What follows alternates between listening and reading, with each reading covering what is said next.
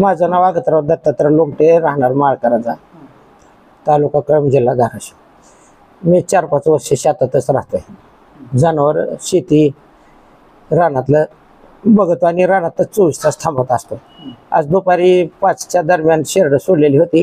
शेरड चारीत असताना शेजारच्या शेतामध्ये ज्वारी काढत होते लोक।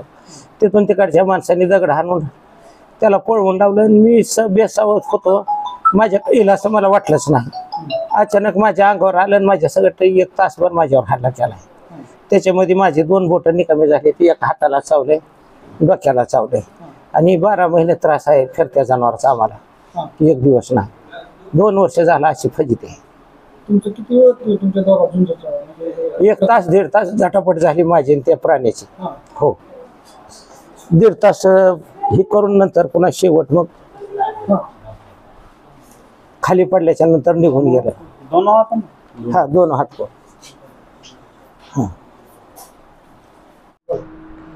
माझं नाव नरसिंह आगतराव लोमटे। वडील शेतामध्ये शेळ्या चारत असताना अचानक रानडुकरात हल्ला झाला। तर वडील एकटे होते, आसपास जरा दूरपर्यंत लोक होते, परंतु लेडीज असल्यामुळे जवळ येऊ शकले नाहीत। वडील आणि त्या रानडुकरामध्ये तब्बल 1 तास ते 1.5 तास झटापट चालू होती। नंतर वडिलांनी खूप मोठा आवाज केला, नंतर ते पळून गेलं। त्यामध्ये वडिलाचे 2-3 बोट त्याने खाल्लेले आहेत आणि शेजारचा पण शेतकऱ्यावर हल्ला झालेला आहे। 2 म्हणजे काला 2-3। तर वन विभागाला माझी अशी विनंती आहे की